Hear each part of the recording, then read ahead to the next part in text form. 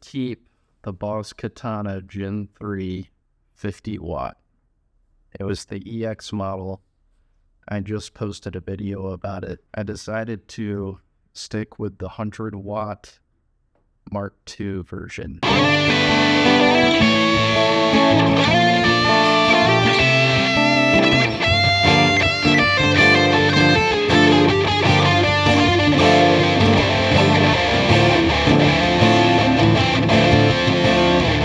I have an effects loop. I can use my looper. The cabinet size, the speaker size sounds better.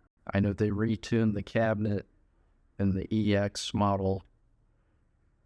I wasn't able to get even the new models, the redesigned modeling. I wasn't able to get the tone that I liked from this amp, so I've been working with this one. I thought the weight savings would be good in the 50 watt EX. Decided what I really needed was a dolly, a little foldable dolly for this one. My breathing isn't great, and taking it up and down stairs and across parking lots and stuff can be an issue. So even at 32 pounds, it's a concern. I wish this still had the kickstand from the Mark I. Had a kickstand so you could pop it out and it would angle it back. That was pretty useful. I also tried a PA speaker combination with the Line 6 Pod Express. That was a pretty good solution. It had pretty good tone, but it still doesn't match up to my plugins.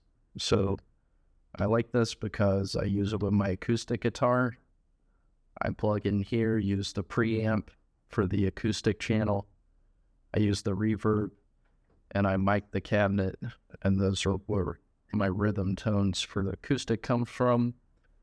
I was using a Schecter Blackjack C1 that's been sold on Reverb. It was probably about $400. I feel like it was worth more and should have.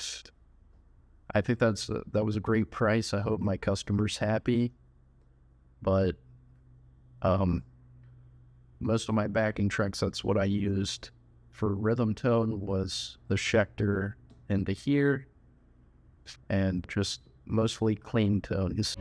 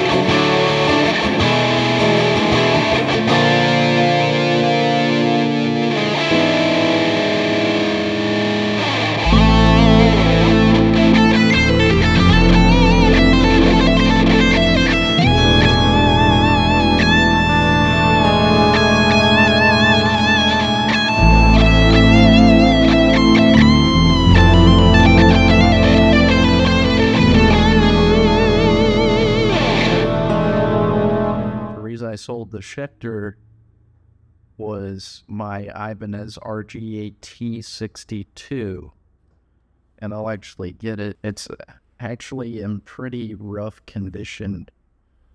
It's got some wear here. There's dings in the body, but it's neck through, and it has the DiMarzio set in it. These aren't even DiMarzio Ibanez hybrid type pickups that they were putting.